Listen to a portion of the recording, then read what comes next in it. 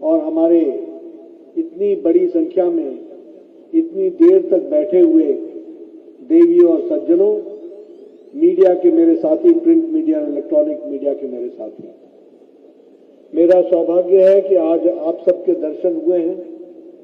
लेकिन मुझे एक बात की माफी भी मांगनी है कि 5 घंटे में लेट हूं और फिर भी मैं ये जमी हुई जनसभा में देख रहा हूं। ये बताता है कि आपने केपी त्रिपाठी जी को आशीर्वाद देने का मन बना लिया।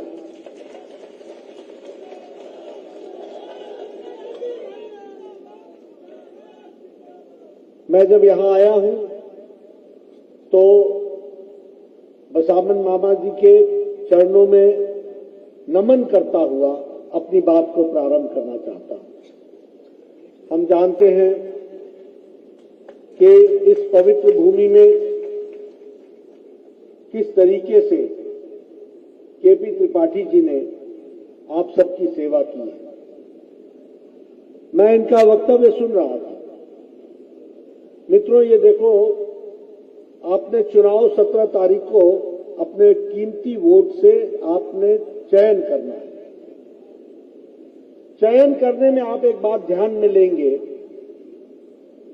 कि ये भारतीय जनता पार्टी के ही नेता का संस्कार है, ये भारतीय जनता पार्टी की ही संस्कृति है कि अगर वो चुन के आता है तो चुनने के बाद वो जो लोगों के लिए काम करता है वो लोगों के सामने रखने की हिम्मत रखता है। वो केपी त्रिपाठी ने किया। किसी भी नेता का, किसी भी पार्टी का मूल्यांकन क्या है? मूल्यांकन ये है कि जो कहा वो किया और जो नहीं भी कहा वो भी करके दिया, ये उसका मूल्यांकन है। और मुझे लगता है कि केपी त्रिपाठी जी इस मामले में उन्होंने 100 में 100 नंबर, 100 से ज्यादा नंबर लिए हैं, ये भी हमको था। देखिए, चुनाव आपको जो करना है वो सिर्फ केपी त्रिपाठी जी का नहीं करना है। इस चुनाव के माध्यम से आपने मध्य प्रदेश का हित, रीवा का हित और सिमरिया का हित, इसको भी आपने साधना है, इसको भी आपने पूरा करना है। और मुझे लगता है कि वह आप त्रिपाठी जी के माध्यम से कमल खिलाकर कर सकते हैं। उसमें आपका लाभ है, उसमें आपके हित की रक्षा है। अब देखिए, आप बताइए मुझे, जब से मोदी जी की सरकार आई है तब से देश आगे बढ़ा है कि नहीं बढ़ा है? बढ़ा है कि नहीं बढ़ा है? देश का नाम हुआ है कि नहीं हुआ है? आप बताइए, जब सारे दुनिया की अर्थव्यवस्था लड़खड़ा रही है, चरमरा रही है, तो भारत देश मोदी जी के नेतृत्व में मजबूती से खड़ा है कि नहीं खड़ा है? आप बताइए, 11वें नंबर की अर्थव्यवस्था से ब्रिटेन को पछाड़ के 5वें नंबर की अर्थव्यवस्था हो गई कि नहीं हो गई? ये कैसे हुआ? ये ऐसे हुआ कि आपने इस उंगली से बटन दबाकर जनार्दन जी को आपने दिल्ली भेजा, मध्य प्रदेश के एमपीओ को दिल्ली भेजा और दिल्ली में मोदी जी प्रधानमंत्री बने, दोबारा बने और उनके नेतृत्व में सही दिशा, सही नीति लेकर के देश आगे बढ़ा। ये भी हमको समझ लेना चाहिए।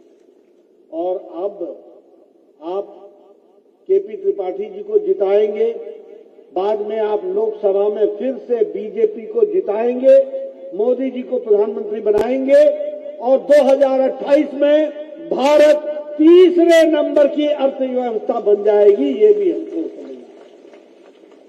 बोलिए, करेंगे ना? करेंगे ना? मैं अभी से एडवांस बुकिंग करा रहा हूं। ये आपके हित के लिए।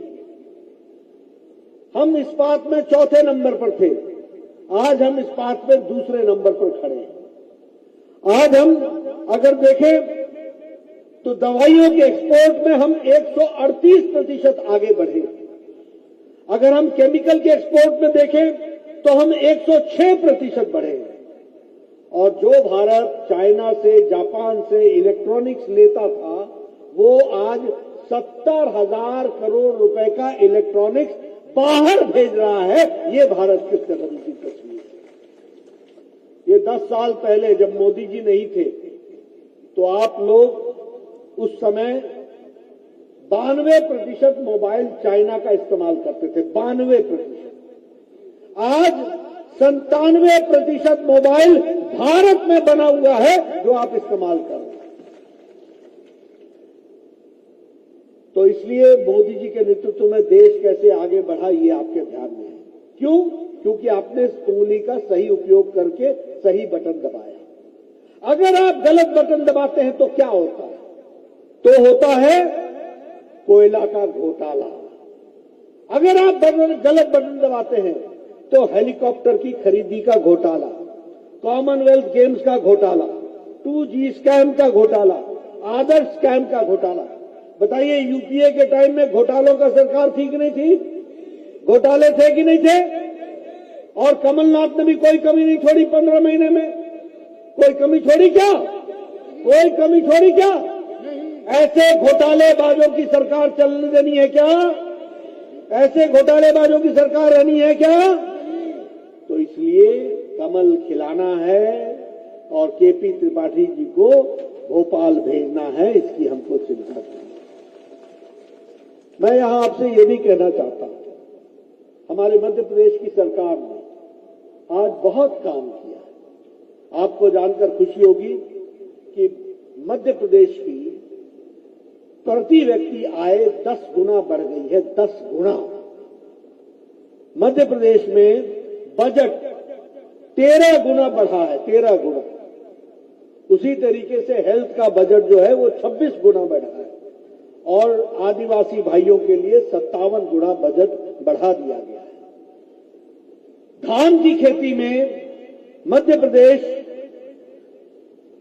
4 गुना हमारा प्रोडक्शन बढ़ा है, 4 गुना।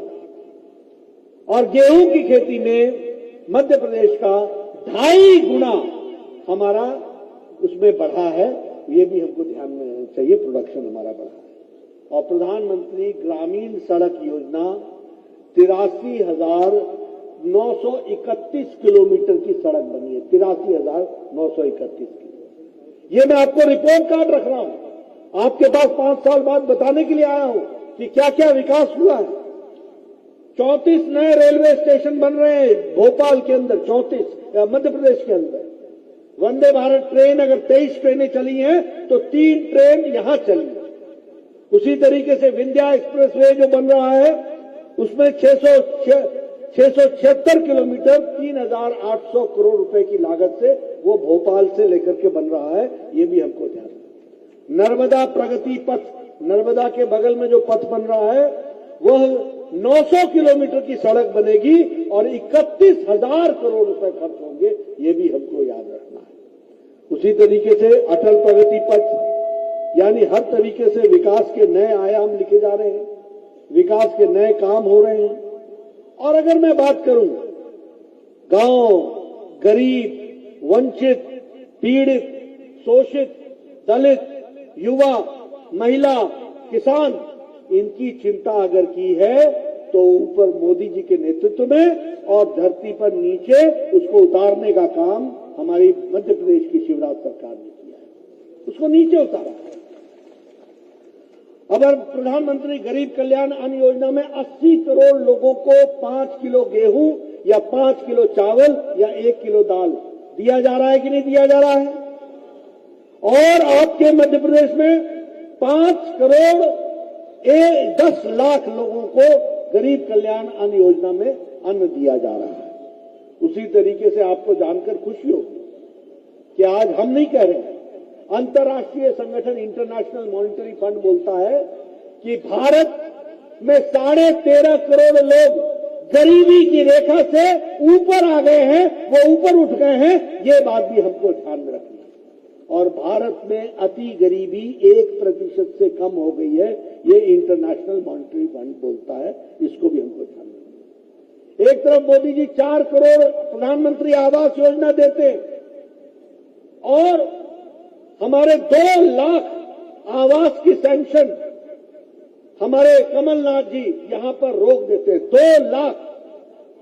2,60,000 केपी त्रिपाठी जी बता रहे हैं कि प्रधानमंत्री मोदी जी ने प्रधानमंत्री आवास योजना में 2,60,000 घरों के लिए पैसे भेजे, सैंक्शन किया, और ये निकम्मी सरकार कमलनाथ की 15 महीने में एक भी मकान नहीं बना सकी, पैसा वापस चला गया। ये निकम्मापन दिखाया। ऐसे लोगों को कभी आने देना है क्या? ऐसे लोगों को कभी आने देना है क्या? जब प्रधानमंत्री जी ने कहा कि हम 10 करोड़ के घरों में हम नल से पानी पहुंचाएंगे, तो 248 करोड़ रुपए जो मोदी जी ने भेजे थे उसको भी कमलनाथ ने धरती पर लगने नहीं दिया और वह भी वापस चला गया। ऐसी सरकार को रहने देना है क्या? आने देना है क्या? और इधर मोदी जी आपको उज्ज्वला योजना में, उसमें लगभग हम 9.5 करोड़ लोगों को उज्ज्वला योजना में हम जोड़ रहे हैं और उनको हम लगभग 2,85,000 उज्ज्वला कनेक्शन हम लोगों ने सिर्फ रीवा में दिया है। और यहां की डेवलपमेंट की अगर हम बात करें तो मुझे खुशी है ये बताते हुए, आप 2 बातों से दुनिया के नक्शों पर आए हो। 2 बातों से दुनिया के नक्शे पर। पहला कि आपने मोदी जी के नेतृत्व में रीवा में 750 मेगावाट का एशिया का सबसे बड़ा सोलर प्लांट लगा है, तो वो यहां लगा। और दूसरा कि जो रीवा का सुंदरजा आम है, इसको जीआई टैग मिला है। जीआई टैग का मतलब होता है, जब आप दुनिया की वेबसाइट खोलोगे तो उसमें आम का पता करना चाहोगे तो सुंदरजा आम रीवा दिखेगा आपको कि यहां पर आम होता है, जिसको रिकॉग्नाइज किया गया। उसी तरीके से अगर मैं सिमरिया की बात करूं तो मुझे खुशी है कि आपके यहां सिमरिया माइक्रो प्रोजेक्ट में 158 करोड़ रुपए खर्च हुए हैं और लगभग 100, मुझे बताया गया कि लगभग 365 गांव, 112 गांव को और लगभग 12,000 हेक्टेयर की भूमि को सिंचित करने का काम होगा और वह केपी त्रिपाठी के कारण केंद्र सरकार, प्रदेश सरकार आपकी मदद कर रही है। उसी तरीके से अगर हम देखें तो रीवा गोड्डा रोड, उसमें 100 करोड़ रुपए खर्च हुए, 80% काम हो गया है और बहुत जल्दी वह भी आपको समर्पित हो जाएगा। और जो काम कांग्रेस के टाइम पर नहीं हुआ, वो काम को पूरा करने का काम हमारे केपी त्रिपाठी कर रहे हैं। उसी तरीके से 500 करोड़ रुपए का हर घर नल जल रीवा अपने सिमरिया में लगेगा। 71 बड़े बड़े टैंक बनेंगे। 71, मैं ठीक बोल रहा हूं? 71 बड़े टैंक बनेंगे और लगभग कुल मिलाकर के 500 करोड़ रुपए सिर्फ सिमरिया में खर्च होकर के हर घर नल देने का योजना बनी है, इसको भी। उसी तरीके से रीवा सिद्धि जो टनल बनी है, इसमें 14 किलोमीटर की सड़क कम हो गई है। आपका लगभग 40 मिनट बचेगा और विकास की एक नई कहानी लिखी जाएगी। उसी तरीके से जो हमारे ट्रांसफॉर्मर्स हैं, उसके लिए 1150 ट्रांसफॉर्मर्स 550 करोड़ रुपए की लागत से उस पर भी काम हो रहा है। आप बताइए, ऐसे सदस्य को आपने फिर से विधानसभा में भेजना है कि नहीं भेजना है? भेजना है कि नहीं भेजना है? मित्रों, ये हर दृष्टि से विकास के कार्यों को आगे बढ़ाने का काम किया है। ये मैं जरूर आपके सामने बोलना चाहूंगा। एक बात और बोलना चाहूंगा कि एक तरफ हम लोगों के विकास के लिए पाई जुटाकर आपके विकास के लिए लगते हैं और एक तरफ कांग्रेस पार्टी के नेता भ्रष्टाचार करते हैं। मैं पूछना चाहूंगा, आप बताइए, कमलनाथ के टाइम पर वेयर हाउस खरीदी का घोटाला हुआ था कि नहीं हुआ था? हुआ था कि नहीं हुआ था? और बताइए, कमलनाथ के ओएसडी के घर से, officer on special duty, Kamalnath का ऑफिसर ऑन स्पेशल ड्यूटी, सच में स्पेशली ड्यूटी दे रहा था, उसके घर से करोड़ों रुपए निकले कि नहीं निकले? निकले कि नहीं निकले? अब अगर काजल की कोठरी में रहोगे तो कालिक तो लगेगा ही लगेगा, भ्रष्टाचार करोगे तो कालिक तो लगेगी ही लगेगी। उसी तरीके से सिंचाई परियोजना में घोटाला हुआ है कि नहीं हुआ है? और कितने का हुआ है? 877 करोड़ रुपए का। इधर आप 500 करोड़ रुपए, 1100 करोड़ रुपए, 900 करोड़ रुपए लगा करके हर घर पानी पहुंचाने का काम कर रहे हैं, और वहां कमलनाथ की सरकार 877 करोड़ रुपए का घोटाला कर जाती है सिंचाई योजना में। ये भी आपको ध्यान में रखना है, ये भी आपको समझना है। आप बताइए, कृषि यंत्र के खरीदी घोटाला हुआ कि नहीं हुआ? मालूम है कितने का हुआ? 100 करोड़। उसी तरीके से छात्रवृत्ति, हमारे नौजवान साथियों का स्कॉलरशिप, युवाओं का स्कॉलरशिप, तो छात्रवृत्ति घोटाला भी हुआ, वो भी 2 करोड़ रुपए का हुआ है। रेत माफिया, शराब माफिया, बोलिए सारे माफिया इनके समय एक्टिव थे कि नहीं थे? थे कि नहीं थे? ऐसी सरकार को रहने देना है क्या? ऐसी सरकार आने देना है क्या? मैं पीछे से सुनना चाहता हूं, आने देना है क्या? आने देना है क्या? पत्रकार बंधुओं नोट करो, देखो सब बोल रहे हैं, नोट करो, आने देना है क्या? नहीं। मित्रों, ये फर्क है। एक तरफ हम आपके विकास के लिए सड़क, बिजली, पानी, हर घर नल, हर घर जल, अच्छी स्वास्थ्य की सुविधा, आपके विकास के लिए स्कूल, आपके लिए सोलर पावर के लिए काम करना, आपके विकास के लिए दिन रात जुटना, सड़कें बनाना, चौड़ी सड़कें बनाना, हाईवेज बनाना, हम उसके लिए जुटे हैं।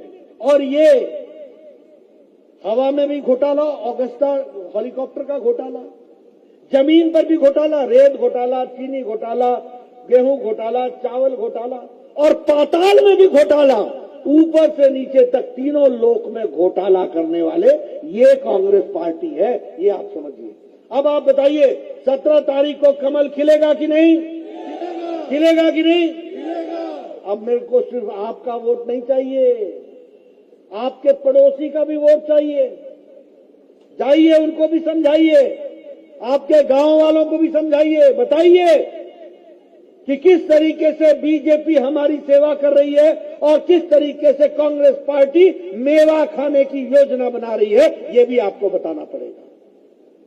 इसलिए मैं आपको सिर्फ निवेदन करने आया हूं कि आप केपी त्रिपाठी जी को जिताएं, सिमरिया का आप विकास दिखाएं, और सिमरिया के विकास के साथ साथ रीवा का विकास करें और मध्य प्रदेश के विकास में अपना योगदान करें। इन्हीं शब्दों के साथ बहुत बहुत धन्यवाद।